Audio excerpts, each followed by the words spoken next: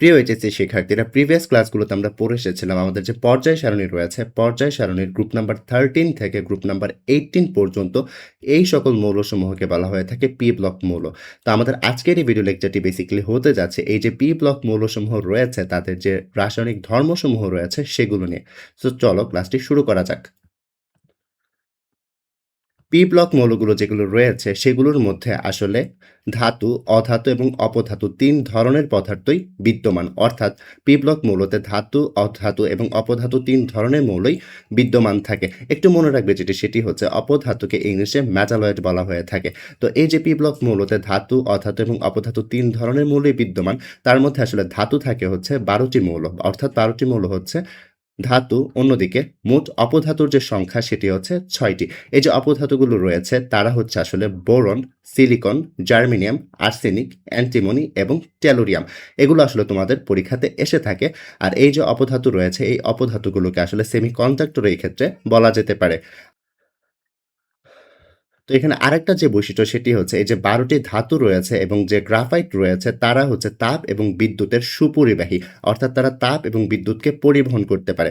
But এই যে ধাতু এবং যে গ্রাফাইটগুলো রয়েছে এগুলো বাদে বাকি যে সকল মৌল রয়েছে পি ব্লক মৌলের তারা হচ্ছে সকলেই তাপ ও বিদ্যুৎ কুপরিবাহী। অর্থাৎ তারা তাপ এবং বিদ্যুৎকে পরিবহন করতে পারে না। সেকেন্ড যেটি রয়েছে সেটি দেখো, বেশিরভাগ মৌলই হচ্ছে তড়িৎ ঋণাত্মক অধাতু। কেন? কারণ দেখো এই যে ধাতু রয়েছে পি ব্লকে ১২টি এবং অপধাতু রয়েছে ৬টি, অর্থাৎ টোটাল ১৮টি রয়েছে এইখানে। বাট দেখো পি ব্লক মৌলতে কিন্তু মৌল সংখ্যা হচ্ছে টোটাল ৩৬টি। তার মানে বাকি ১৮টির মতোই হচ্ছে অধাতু। তাই বলাই যায় যে পি ব্লক মৌলের বেশিরভাগ মৌলই হচ্ছে তড়িৎ ঋণাত্মক অধাতু। এবং যে পি ব্লক মৌলগুলো রয়েছে তাদের মধ্যে যে অধাতুগুলো রয়েছে অধাতুগুলো নিজেদের মধ্যে সমযোজী বন্ধন গঠন করতে পারে। আর এই একই অধাতু যখন হচ্ছে অন্য একটা ধাতুর সাথে বন্ধনে যায় তখন তারা আসলে যে যৌগটা গঠন করে সেটির প্রকৃতি হয়ে থাকে হচ্ছে আয়নিক। অন্যদিকে এই যে পি ব্লক মৌলসমূহ রয়েছে, পি ব্লক মৌলসমূহের ধরো তুমি একই পর্যায়ের বাম থেকে ডানে মুভ করছো। কি বোঝাতে চাচ্ছি? বলতে চাচ্ছি যে একই পর্যায়ে যখন বাম থেকে ডান দিকে মুভ করবে তখন কিছু বৈশিষ্ট্য এই ক্ষেত্রে প্রদর্শিত হয়। সেগুলো একটু আমরা এই স্লাইডটিতে দেখব। তো তোমরা যখন একই পর্যায়ের বাম থেকে ডানে যাও তখন আসলে কি হয় একটু লক্ষ্য করো। ধরো এখানে বোরন থেকে তুমি নিয়নের দিকে যাচ্ছ। তো দেখো বোরনের ক্ষেত্রে তার পারমাণবিক সংখ্যা ৫, দেন পর্যায়ক্রমে এক এক করে বাড়ছে, রাইট? তো এই ক্ষেত্রে যেটি হয় সেটি হচ্ছে যখন একই পর্যায়ের বাম দিক থেকে ডান দিকে যাওয়া হয় তখন তাদের প্রত্যেকটি পরমাণুর একটি করে এখানে ইলেকট্রন এবং প্রোটন নাম্বার বাড়ছে, রাইট? কিন্তু এখানে কিন্তু নতুন করে কোনো শেলের যুক্ত হয় না। সো এতে করে যেটি হয় তার যে পরমাণুর আকার রয়েছে সেটির হ্রাস পায়। সবসময় মনে রাখবে যে একই পর্যায়ের বাম থেকে ডানে গেলে পরমাণুর আকার হ্রাস পায়। কেন হ্রাস পায়? কারণ দেখো এখানে যখন একই পর্যায়ের বাম থেকে ডানে যাবে তখন নতুন করে একটি করে ইলেকট্রন এবং প্রোটন যুক্ত হয়। কিন্তু তাদের মাঝখানে নতুন কোনো শেল আসে না। শেল না আসাতে তাদের হচ্ছে এখানে কি হয়? তাদের এখানে হচ্ছে পারমাণবিক আকারটা হ্রাস পেয়ে যায়। এগুলোর যে ফিগারের মাধ্যমে যে এক্সপ্লেনেশন এগুলো আমরা হচ্ছে পরবর্তী লেকচার সমূহতে দেখব, বাট আপাতত আমরা জাস্ট শুধুমাত্র এই ছোট্ট একটা কথাই মনে রাখছি। তো এক্ষেত্রে আমরা যেটি বলতে পারছি সেটি হচ্ছে একই পর্যায়ের বাম দিক থেকে যখন আমরা ডানে যাব তখন যোজ্যতা স্তরে ইলেকট্রন সংখ্যা বৃদ্ধি পায়, কিন্তু নতুন করে শেল বৃদ্ধি না পাওয়াতে পারমাণবিক আকার হ্রাস পেয়ে যায়। অন্যদিকে একই পর্যায়ে যখন আমরা বাম থেকে ডান দিকে যাব তখন তাদের হচ্ছে জারণ ক্ষমতা বৃদ্ধি পাবে। যেহেতু জারণ ক্ষমতা বৃদ্ধি পাচ্ছে তাহলে বিজারণ ক্ষমতা কি পাবে? হ্রাস পাবে। জারণ ক্ষমতা বৃদ্ধি পাওয়া বলতে কি বোঝাচ্ছি? জারণ ক্ষমতা বৃদ্ধি পাওয়া বলতে বোঝাচ্ছি, দেখো এখানে তুমি যদি বোরনকে দিয়ে কোনো একটা পদার্থকে জারিত করাতে চাও তার থেকে বেটার হবে তুমি তাকে হচ্ছে নিয়ন দিয়ে তাকে জারিত করানো। অর্থাৎ আমি বলতে চাচ্ছি যে বোরন থেকে নিয়ন হবে হচ্ছে ভালো একটা জারক পদার্থ। এখন ধরো যেটি করতে চাচ্ছ সেটি হচ্ছে একই গ্রুপের উপর থেকে নিচে যাবে। একই গ্রুপের যদি উপর থেকে নিচে যাও তাহলে যে বৈশিষ্ট্যগুলো প্রদর্শিত হবে সেগুলোকে কি একটু আলোচনা করি। দেখো একই গ্রুপের যখন উপর থেকে ধরো তোমরা নিচে যাবে তখন একটি করে নতুন শেল যুক্ত হবে, রাইট? শেল যদি যুক্ত হয় বা শক্তিস্তর যদি যুক্ত হয় তাহলে যে পারমাণবিক আকার এবং ধাতব ধর্ম দুইটাই হচ্ছে বৃদ্ধি পেতে থাকে। অন্যদিকে এই যে একই গ্রুপের উপর থেকে যখন নিচে যাবে তখন তার যে বিজারণ ক্ষমতা রয়েছে সেটিও বৃদ্ধি পায়। দেখো বিজারণ ক্ষমতা উপর থেকে নিচে গেলে বৃদ্ধি পাচ্ছে, তাহলে জারণ ক্ষমতা কি হবে? অবশ্যই হ্রাস পাবে। তো আমাদের এই যে স্লাইডটি রয়েছে এই স্লাইড থেকে আমরা হচ্ছে বেসিক্যালি দেখা শুরু করব যে পর্যায় সারণীর যে পি ব্লক মৌলসমূহ রয়েছে তারা কিরকম রাসায়নিক বিক্রিয়া করতে পারে। তো আমরা যেটি করব as a whole P block মৌলকে না দেখে আমরা প্রত্যেকটি গ্রুপ ওয়াইজ হচ্ছে এক একটা গ্রুপ ধরে ধরে হচ্ছে আমরা দেখব যে তাদের রাসায়নিক বিক্রিয়া কেমন কিরকম। দেখো প্রথমে আমরা দেখব গ্রুপ 13 যে গ্রুপটি রয়েছে তাদের মৌলসমূহের রাসায়নিক বিক্রিয়া কেমন দেন দেখব গ্রুপ 14 এর জন্য দেন 15 এর জন্য এভাবে 18 পর্যন্ত আমরা দেখব। সো চলো প্রথমে হচ্ছে গ্রুপ 13 দিয়ে শুরু করা যাক।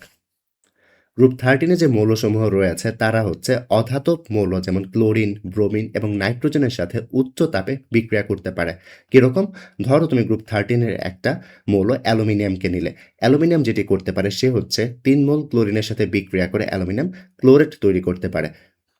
তো তারপর ধরো তুমি হচ্ছে অ্যালুমিনিয়ামকে এবার না নিয়ে তুমি বোরনকে চাচ্ছ অক্সিজেনের সাথে বিক্রিয়া করাতে। তো বোরনকে যদি অক্সিজেনের সাথে বিক্রিয়া করাও, বোরন যেটি তৈরি করে সেটি হচ্ছে বোরন অক্সাইড। এই যে উৎপন্ন বোরন অক্সাইডটি রয়েছে এটি হচ্ছে আবার আসলে অম্লীয় অক্সাইড। অম্লীয় অক্সাইড কেন বা অম্লধর্মী অক্সাইড কেন? কারণ এই যে বোরন অক্সাইডটি রয়েছে সে হচ্ছে ক্ষারের সাথে বিক্রিয়া করতে পারে। কোনো একটি অক্সাইড যদি ক্ষারের সাথে বিক্রিয়া করতে পারে সে হবে অম্লীয় অক্সাইড।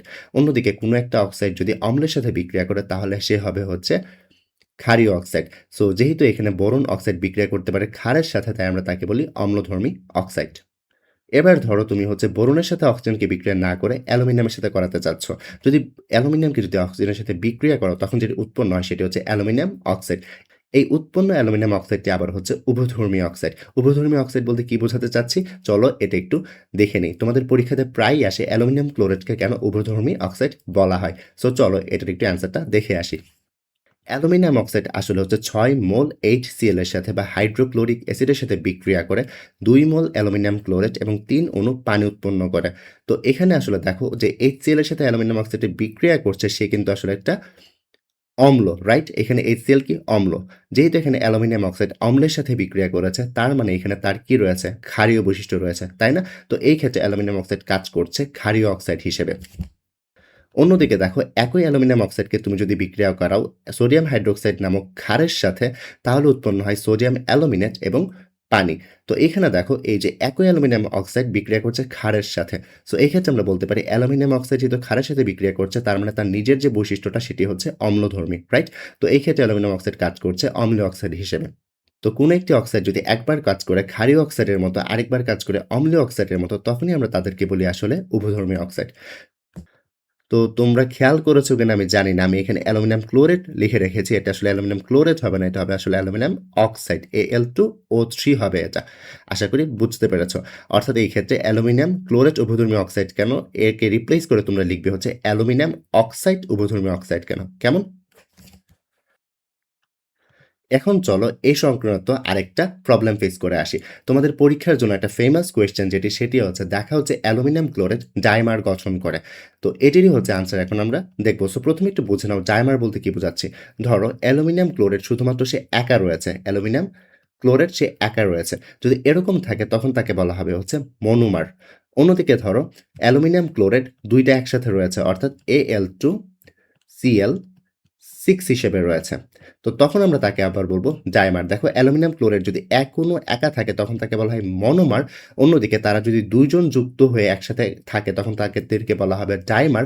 তারা যদি ৩ জন একসাথে থাকে তখন তাদেরকে কি বলা হবে? ট্রাইমার।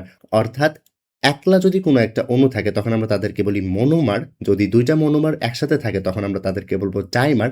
যদি ৩ টা একসাথে থাকে তখন আমরা তাকে বলব ট্রাইমার। তো এখানে যেহেতু বলা হয়েছে অ্যালুমিনিয়াম ক্লোরাইড ডাইমার গঠন করে অর্থাৎ অ্যালুমিনিয়াম ক্লোরাইড এখানে আসলে ২ টা একসাথে থাকবে, রাইট? সো এটি আসলে কেন হয় সেটি হচ্ছে আমরা এখন দেখব।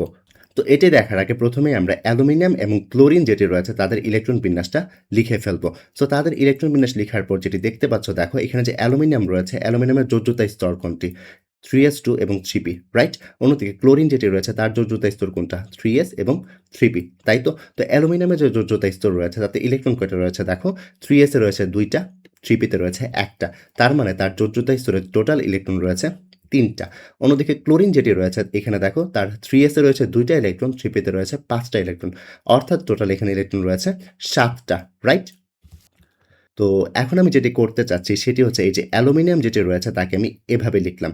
দেখো এখানে অ্যালুমিনিয়াম ধাতুটাকে আমি Al দিয়ে লিখলাম আর তার যে 3 টা ইলেকট্রন রয়েছে তাকে আমি এভাবে ক্রস দিয়ে লিখলাম।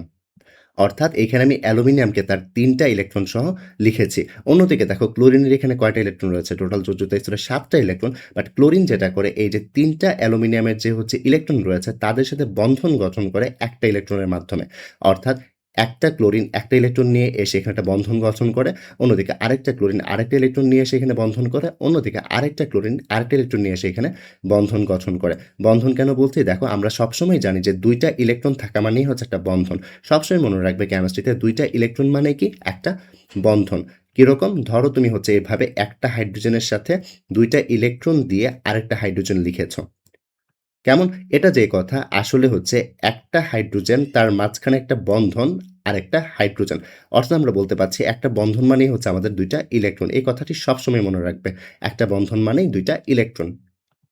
তো এই ক্ষেত্রে দেখো আমি কি লিখেছি? একটা অ্যালুমিনিয়াম ক্লোরেট লিখেছি। যেহেতু আমি একটা অ্যালুমিনিয়াম ক্লোরেট লিখেছি তার মানে এখানে আমি একটা মনোমার লিখেছি, রাইট? সো এই ক্ষেত্রে দেখো এই যে বন্ধনটা গঠন হলো বা যৌগটা গঠন হলো এই ক্ষেত্রে দেখো অ্যালুমিনিয়ামের অষ্টক পূর্ণ হয়েছে কিনা সেটা একটু আমরা চেক করি। দেখো অ্যালুমিনিয়ামের আগেই তার যোজ্যতা স্তরে ইলেকট্রন ছিল ৩ টা আর নতুন করে ৩ টা ক্লোরিন আসলো। তারা আবার একটা করে ইলেকট্রন দিল। তার মানে এখানে টোটাল অ্যালুমিনিয়ামের কাছে ইলেকট্রন গেল ৬ টা। তাহলে কি অষ্টক পূর্ণ হয়েছে? অ্যান্সারটি হচ্ছে অষ্টকপূর্ণ হয়নি। অষ্টকপূর্ণ হতে ৮ টা ইলেকট্রন লাগবে। তার কাছে এখন আছে ৬ টা। তো আমরা বলতে পারি এই যৌগটা হচ্ছে অষ্টক অপূর্ণ। আর আমরা সবাই জানি প্রত্যেকটা মৌলই চাই অষ্টক পূর্ণ করতে। তো এই ক্ষেত্রে যেহেতু অ্যালুমিনিয়ামের যে হচ্ছে অষ্টক পূর্ণতাটা হলো না, এটার জন্য কিন্তু অ্যালুমিনিয়াম ক্লোরেট আসলে একটু আনস্যাটিসফাইড। সো এটার জন্য যে ঘটনাটা ঘটে সেটা দেখো, এই যে মৌলটি রয়েছে, এই মৌলটি আমি আরেকটা আঁকলাম। কেমন? একটু ঘুরিয়ে এঁকেছি, বাট এই মৌলটাই হচ্ছে বা অ্যালুমিনিয়াম ক্লোরেট যে মনোমার রয়েছে সেটি আমি হচ্ছে আবার আঁকলাম। এই যে অ্যালুমিনিয়াম ক্লোরেটটি রয়েছে সেও তো হচ্ছে অষ্টক অপূর্ণ, রাইট? সেও হচ্ছে এখানে অষ্টক অপূর্ণ, তাই তো? তো এই ক্ষেত্রে আসলে একটা স্পেশাল কেস হয়ে থাকে। কিরকম কেস? দেখো এই যে অ্যালুমিনিয়াম ক্লোরেট রয়েছে, ক্লোরেটের মধ্যে দেখো এই যে ক্লোরিনগুলো রয়েছে, এই ক্লোরিনগুলোর মধ্যে ইলেকট্রন ছিল কিন্তু টোটাল ৭ টা, তাই না? তারা তো শুধুমাত্র একটা ইলেকট্রন দিয়ে বন্ধন করেছে। তাদের কাছে এখনো আরো ৬ টা করে ইলেকট্রন রয়েছে, তাই না? প্রত্যেকটা অ্যালুমিনিয়ামে প্রত্যেকটা ক্লোরিনে এখনো কিন্তু ৬ টা করে ইলেকট্রন রয়েছে। তো তাদের মাঝখানে এই যে ক্লোরিন এবং এই যে ক্লোরিন রয়েছে তাদের মাঝখানে একটা ঘটনা হয়। কিরকম দেখো, এই যে ক্লোরিন তার যে ২ টা লোন পেয়ার অফ ইলেকট্রন আছে এবং এই যে ক্লোরিন তারও যে ২ টা লোন পেয়ার অফ ইলেকট্রন আছে, তারা যেটা করে এই যে অ্যালুমিনিয়ামটি রয়েছে তার কাছে এখন কয়টা যোজ্যতা স্তরে ৬ টা ইলেকট্রন রয়েছে না? তো তাকে অষ্টকপূর্ণ করানোর জন্য এই যে ২ টা ইলেকট্রন রয়েছে মুক্তজোড় ইলেকট্রন, এই ২ টা ইলেকট্রনই হচ্ছে ক্লোরিন অ্যালুমিনিয়ামের দিকে ঠেলে দেয়। তো এই ক্ষেত্রে কি হলো? এই ক্ষেত্রে হচ্ছে এই যে ২ টা লোন পেয়ার অফ ইলেকট্রনই হচ্ছে অ্যালুমিনিয়ামের দিকে ক্লোরিন ঠেলে দিল। এতে যেটা হয় অ্যালুমিনিয়াম অষ্টকপূর্ণ হয়ে যায়। বাট এই ক্ষেত্রে একটু খেয়াল করো এটা কিন্তু আর সমযোজী বন্ধন না। কেন না? কারণ দেখো ২ টা ইলেকট্রনই কিন্তু একজনের কাছ থেকে এসেছে। সমযোজী বন্ধনে কিন্তু একটা ইলেকট্রন একজনের কাছ থেকে আরেকটা ইলেকট্রন আরেকজনের কাছ থেকে আসতে হয়। বাট এইখানে কি হয়েছে? ২ টা ইলেকট্রনই একজনের কাছ থেকে গেছে। এই ধরনের বন্ধনটাকে আসলে বলা হয় সন্নিবেশ সমযোজী বন্ধন। তার মানে এই যে বন্ধনটা আছে এটা হচ্ছে সন্নিবেশ সমযোজী বন্ধন।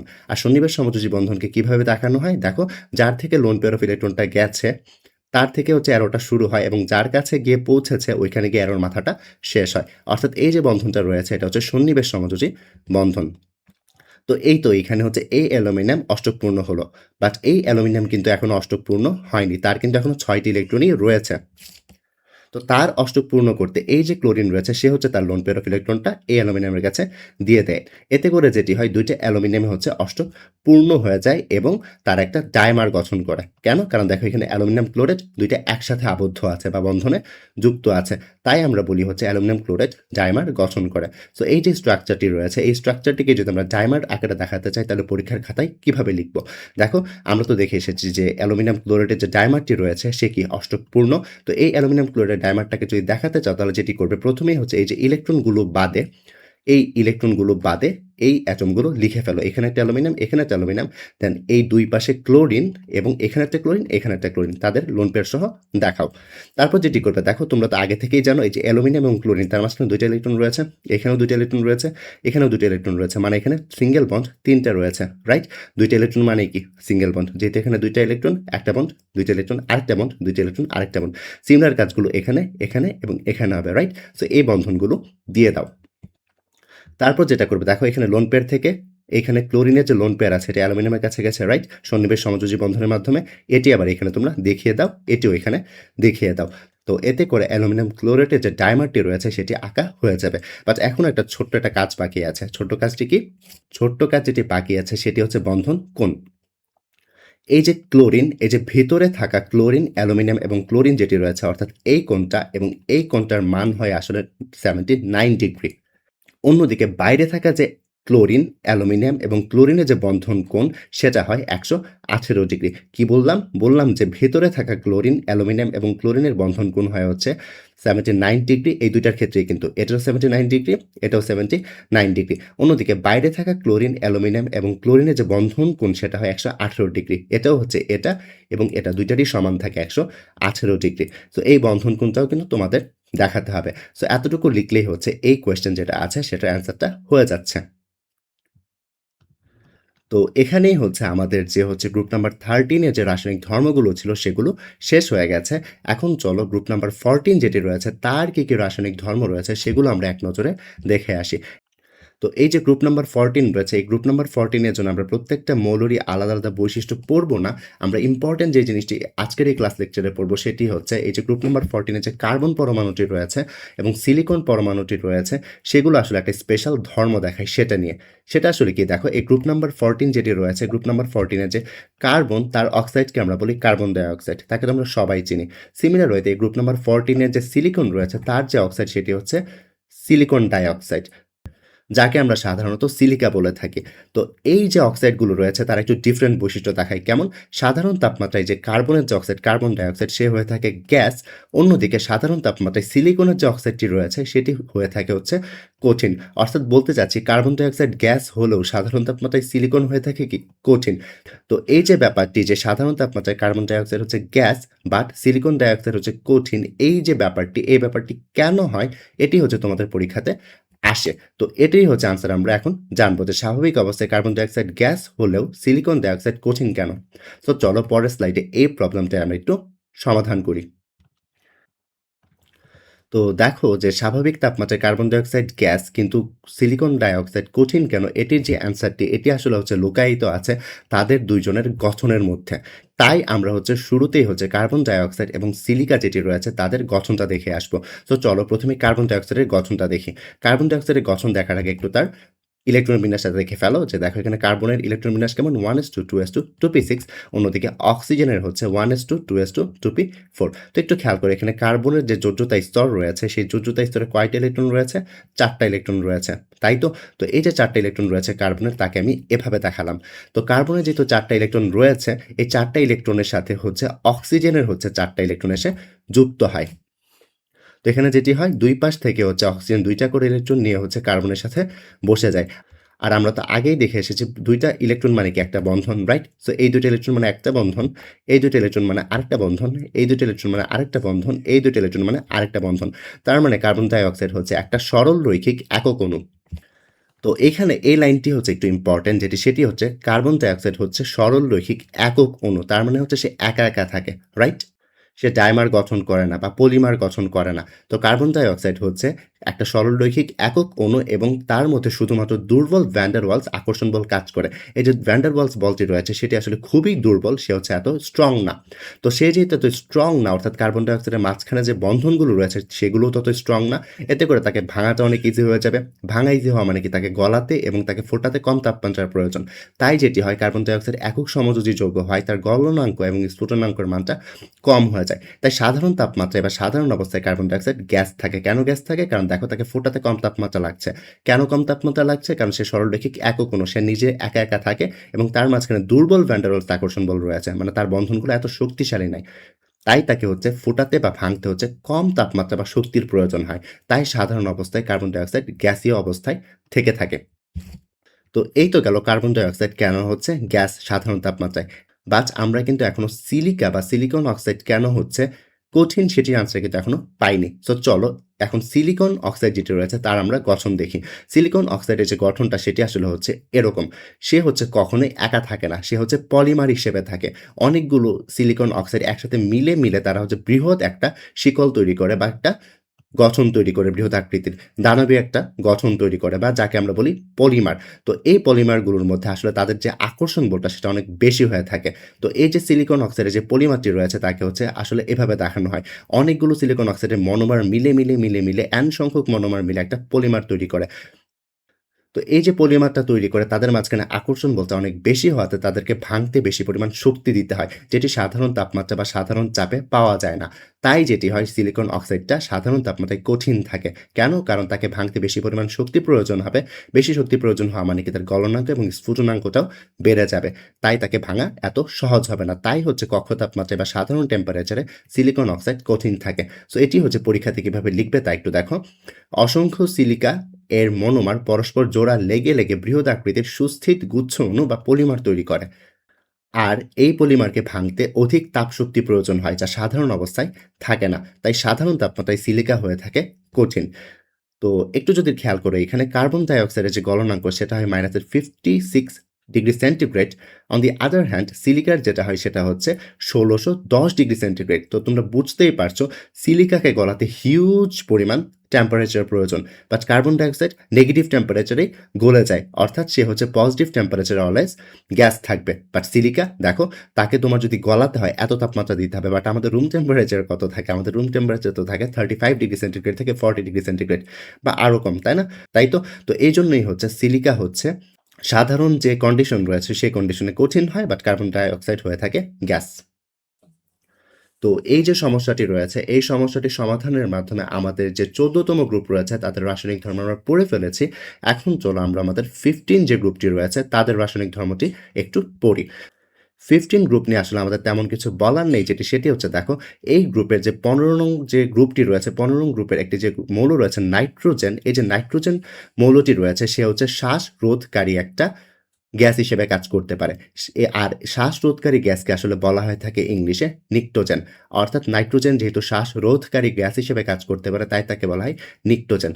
তো এই নামটি থেকেই হচ্ছে এই যে পুরো 15 নং গ্রুপটি রয়েছে তাকে বলা হয়ে থাকে নিক্টোজেন বা শ্বাসরোধকারী গ্যাসের গ্রুপ। তো যেটি বলতে চাচ্ছি সেটি হচ্ছে এই যে গ্রুপ নাম্বার 15 রয়েছে এই গ্রুপের মৌলসমূহকে বলা হয় নিক্টোজেন্স, যার অর্থ শ্বাসরোধকারী গ্যাস। কেন? কারণ এই গ্রুপের নাইট্রোজেন গ্যাস যেটি রয়েছে সেটি শ্বাসরোধক হিসেবে কাজ করতে পারে। সো এই 15 নং গ্রুপের ক্ষেত্রে আরেকটা জিনিস ইম্পর্টেন্ট যেটি মনে রাখবে সেটি হচ্ছে এই যে 15 নং গ্রুপের যে হচ্ছে তোমার নাইট্রোজেন গ্যাসটা রয়েছে এই নাইট্রোজেন গ্যাসের কিন্তু আরেকটা বৈশিষ্ট্য রয়েছে সেটি হচ্ছে দেখো, আমরা সবাই কিন্তু জানি 18 নং গ্রুপের সবগুলো গ্যাসই হচ্ছে নিষ্ক্রিয় বা ইনার্ট গ্যাস বা নোবেল গ্যাস। দেখো 18 নং গ্রুপ কিন্তু নিষ্ক্রিয়, ঠিক আছে, বাট 18 নং গ্রুপের যে নিষ্ক্রিয়তা তাদের থেকে একটু কম হচ্ছে নাইট্রোজেন গ্যাসের নিষ্ক্রিয়তা। অর্থাৎ পর্যায় সারণীর 18 নং গ্রুপের পর সবচাইতে নিষ্ক্রিয় গ্যাস সেটি হচ্ছে নাইট্রোজেন গ্যাস। সো এই ব্যাপারটা একটু মনে রাখবে। নিষ্ক্রিয় গ্যাসসমূহের পর সবচেয়ে বেশি নিষ্ক্রিয় মৌল হচ্ছে নাইট্রোজেন। তাই নাইট্রোজেন গ্যাসটাকে হচ্ছে নিষ্ক্রিয় মাধ্যম হিসাবে নর্মালি কেমিস্ট্রির যে কনটেক্সট রয়েছে বা ল্যাবরেটরি রয়েছে সেখানে ইউজ করা হয়ে থাকে। তো 15 নং গ্রুপের জন্য এই ইম্পর্টেন্ট জিনিসগুলো একটু মাথায় রাখবে। এগুলো অ্যাডমিশনে বা হচ্ছে তোমাদের যে বোর্ড কোয়েশ্চেন এমসিকিউ রয়েছে সেগুলোতে এসে থাকে। তো এবার চলো 16 নং গ্রুপে আমরা মুভ করি। 16 নং গ্রুপে আসলে আমাদের বেশি কিছু মনে রাখতে হয় না, সেটি হচ্ছে দেখো 16 নং গ্রুপে যে অক্সিজেন রয়েছে এবং সালফাইড রয়েছে তাদের হাইড্রাইড নিয়ে আমাদের একটু পড়াশোনা রয়েছে। কেমন? এই 16 নং গ্রুপে যে অক্সিজেনটি রয়েছে তার যদি আমি হাইড্রাইড লিখি আমি লিখতে পারবো পানি, রাইট, H2O।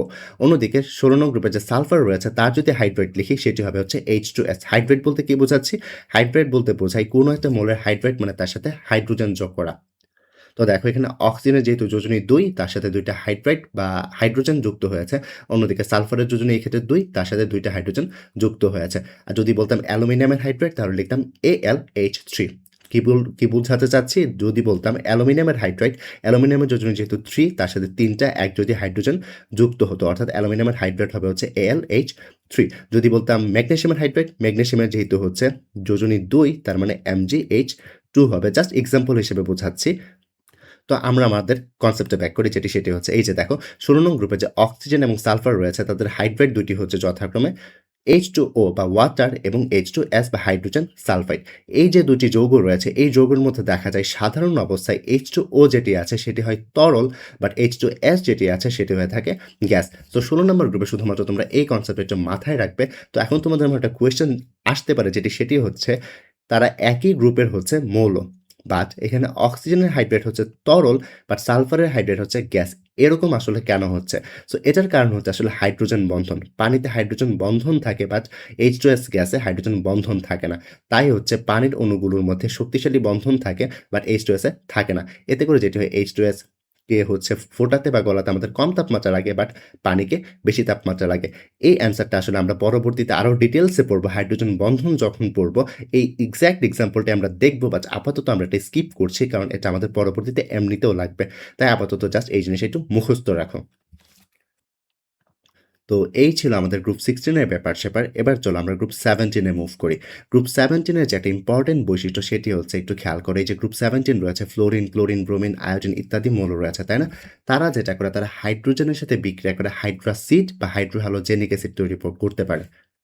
কিরকম? দেখো, এই যে গ্রুপ 17 যে মৌলসমূহ রয়েছে তারা হাইড্রোজেনের সাথে বিক্রিয়া করে হাইড্রোসিড বা হাইড্রোহ্যালোজেনিক অ্যাসিড তৈরি করতে পারে।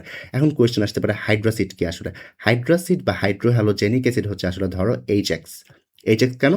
H এর সাথে একটা হ্যালোজেন থাকবে। ধরো H এর সাথে তোমার যদি হচ্ছে Cl থাকে তখন তাকে তুমি বলবে হাইড্রোক্লোরিক অ্যাসিড।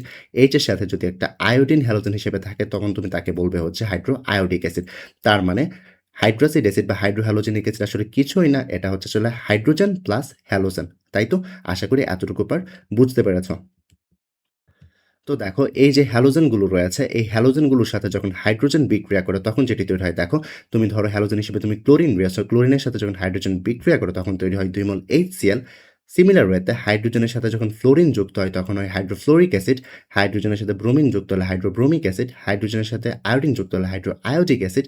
অন্যদিকে উপরে তো দেখলামই যে হাইড্রোজেনের সাথে যখন ক্লোরিন যুক্ত হয় তখন হয় হাইড্রোক্লোরিক অ্যাসিড। তো এগুলোই হচ্ছে আসলে হাইড্রোহ্যালিক অ্যাসিড বা হাইড্রাসিড অ্যাসিড। এখন দেখো, পরীক্ষার্থীর যে জিনিসটি জানতে চাওয়া হয় সেটি হচ্ছে এই যে হাইড্রো অ্যাসিডগুলো উৎপন্ন করলে বা হাইড্রোহ্যালো অ্যাসিডগুলো উৎপন্ন করলে এই অ্যাসিডগুলোর মাঝখানে কোনটি অধিক শক্তিশালী অ্যাসিড সেটি জানতে চাওয়া হয়। অর্থাৎ এখানে কি হাইড্রোআয়োডিক অ্যাসিড ভালো অ্যাসিড নাকি HCl ভালো অ্যাসিড নাকি HF ভালো অ্যাসিড, কোনটা ভালো অ্যাসিড বা কোনটা শক্তিশালী অ্যাসিড এটি জানতে চাওয়া হয়। অর্থাৎ পরীক্ষাতে জানতে চাওয়া হয় যে এই ক্ষেত্রে হাইড্রো অ্যাসিড যেগুলো উৎপন্ন হয়েছে তাদের শক্তিমাত্রার ক্রম। তো এই ক্ষেত্রে সিম্পল যে অ্যান্সারটি সেটি হবে হচ্ছে হাইড্রোআয়োডিক অ্যাসিড সবচেয়ে শক্তিশালী অ্যাসিড, দেন হাইড্রোব্রোমিক, দেন হাইড্রোক্লোরিক, দেন হাইড্রোফ্লোরিক অ্যাসিড। তো তোমাদের মনে হতে পারে এই জিনিসটা তো এখানে মুখস্থ করা হচ্ছে, তাই না? তো এই জন্য যদি মুখস্থ না করতে চাও, যেটি মনে রাখতে পারো সেটি হচ্ছে, দেখো এই ক্ষেত্রে অ্যাসিডের ক্ষেত্রে দেখো এখানে যাদের মাঝখানে কম্পেয়ার করছো সবার মাঝখানে কিন্তু একটা জিনিস কমন আছে যেটা হচ্ছে হাইড্রোজেন, তাই না? দেখো হাইড্রোআয়োডিক, হাইড্রোব্রোমিক, হাইড্রোক্লোরিক, হাইড্রোফ্লোরিক অ্যাসিড সবগুলোতে হাইড্রোজেন রয়েছে। বাট এখানে ইউনিক যেটি সেটি হচ্ছে হ্যালোজেন পার্টটা, তাই না? এখানে আয়োডিন, এখানে ব্রোমিন, এখানে ক্লোরিন, এখানে ফ্লোরিন, রাইট? তো এই ক্ষেত্রে মনে রাখবে যেই হ্যালোজেনের আকার সবচেয়ে বড় সেই হাইড্রো অ্যাসিডটা হচ্ছে সবচাইতে ভালো অ্যাসিড। এখানে দেখো হাইড্রোজেন আয়োডাইডে আয়োডিন রয়েছে, দেন ব্রোমিন রয়েছে, দেন ক্লোরিন রয়েছে, দেন ফ্লোরিন রয়েছে, তাই না? সো পর্যায় সারণী গ্রুপ নাম্বার 17 যদি একটু লক্ষ্য করে দেখো, ফ্লোরিন এখানে, ক্লোরিন এখানে, ব্রোমিন এখানে, আয়োডিন এখানে। অর্থাৎ আমরা জানি উপর থেকে নিচে গেলে একটি করে শেল যুক্ত হয়, তাই তো? আর একটা করে শেল যুক্ত হলে তার পারমাণবিক ব্যাসার্ধ বা পারমাণবিক আকার বড় হয়। সো এই ক্ষেত্রে সবচাইতে বড় হ্যালোজেন কোনটা? অবশ্যই আয়োডিন, তারপর ব্রোমিন, তারপর ক্লোরিন, তারপর ফ্লোরিন। তো এই ক্ষেত্রে যেহেতু হচ্ছে আয়োডিনটা হচ্ছে সবচাইতে বড় হ্যালোজেন তাই তার শক্তিমাত্রা সবচেয়ে বেশি, তারপর হাইড্রোজেন ব্রোমিক, তারপর হচ্ছে হাইড্রোজেন ব্রোমাইডের, তারপর হাইড্রোজেন ক্লোরাইডের, তারপর হচ্ছে হাইড্রোজেন ফ্লোরাইডের। তো এই ক্ষেত্রে আমাদের সবচাইতে শক্তিশালী হাইড্রাসিড হবে হচ্ছে হাইড্রোজেন আয়োডাইড, দেন হাইড্রোজেন ব্রোমাইড, দেন হাইড্রোজেন ক্লোরাইড, দেন হচ্ছে হাইড্রোজেন ফ্লোরাইড। সো এটি হচ্ছে তোমাদেরকে কিন্তু আমি এখনো স্টিল মুখস্থ করাচ্ছি, তাই না? সো এটা যদি রিজন জানতে চাও কেনই হচ্ছে হাইড্রাসিডগুলোর মধ্যে হাইড্রোজেন আয়োডাইডেরটাই হচ্ছে বড়, অর্থাৎ হ্যালোজেনের আকার বাড়লে কেন হচ্ছে তার শক্তিমাত্রা বেড়ে যায়, সেটি যদি একটু দেখতে চাও আমার 1 মিনিটের ভিডিও, এটি একটু দেখে আসবে। আমি প্রিভিয়াসলি হচ্ছে আপলোড করেছিলাম, সেটা আমি এখানে উপরে লিঙ্কে দিয়ে দিয়েছি।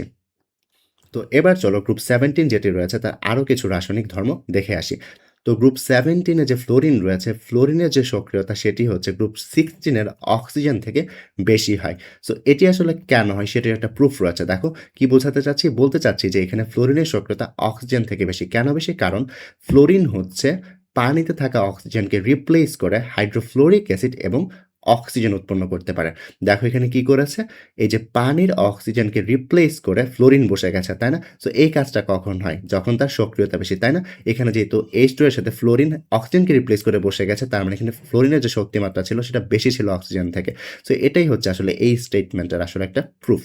তো তার পাশাপাশি আরেকটা জিনিস আমরা যেটি দেখব সেটি হচ্ছে এই যে গ্রুপ নাম্বার 17 যে ক্লোরিন পরমাণুটি রয়েছে তারও হচ্ছে একটা স্পেশাল বৈশিষ্ট্য রয়েছে। স্পেশাল বৈশিষ্ট্যটা সেটা হচ্ছে ক্লোরিন অসামঞ্জস্যতা বিক্রিয়া প্রদর্শন করতে পারে। এটা খুবই ইম্পর্ট্যান্ট একটা লাইন, একটু মনে রাখবে। ক্লোরিন অসামঞ্জস্যতা বিক্রিয়া প্রদর্শন করতে পারে। এখন কোয়েশ্চেন আসতে পারে যে ভাইয়া অসামঞ্জস্যতা বিক্রিয়াটা আসলে কি? অসামঞ্জস্য বিক্রিয়াটা কি এটা বোঝার জন্য চলো আমরা এই জিনিসটা একটু দেখে আসি।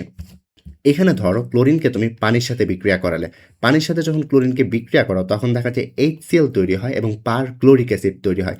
তো এই বিক্রিয়াটা আসলে হয়।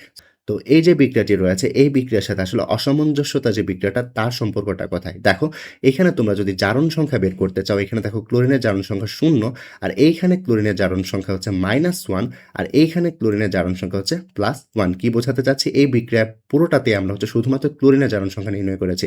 এখানে ক্লোরিনের 0, এখানে ক্লোরিনের -1, এইখানে ক্লোরিনের হচ্ছে +1। তোমরা যারা জারণ সংখ্যা নিয়ে কনফিউশনে পড়ে গেছো যে কিভাবে নির্ণয় করতে হয়, তারা এখানে আমি লিঙ্কে দিয়ে রেখেছি। তারা হচ্ছে আমার জারণ সংখ্যার যে ক্লাস লেকচারটি আছে সেটি একটু দেখে আসবে। দেখে আসলে তোমরা হচ্ছে জারণ সংখ্যাও নির্ণয় করতে পারবে। তো এখানে আমি যেটি বোঝাতে চাচ্ছি একটু খেয়াল করো। এই যে ক্লোরিনে এখানে তার জারণ সংখ্যা কমে গেছে। তো আমরা জানি জারণ সংখ্যা যখন কমে যায় তখন আমরা বলি সেখানে বিজারণ হয়েছে। অন্যদিকে দেখো এখানে ক্লোরিনের 0 বাট এখানে ক্লোরিনের +1। তো এখানে জারণ সংখ্যা বৃদ্ধি পেয়েছে, তাই না? আর জারণ সংখ্যা যখন বৃদ্ধি পায় তখন আমরা বলি জারণ হয়েছে। সো এইখানে দেখো ক্লোরিন একটা মাত্র পদার্থ, তার একবার জারণ হয়েছে আর তার আরেকবার বিজারণ হয়েছে। এরকম যখন হয় তাকে আসলে বলা হয় অসামঞ্জস্যতা বিক্রিয়া।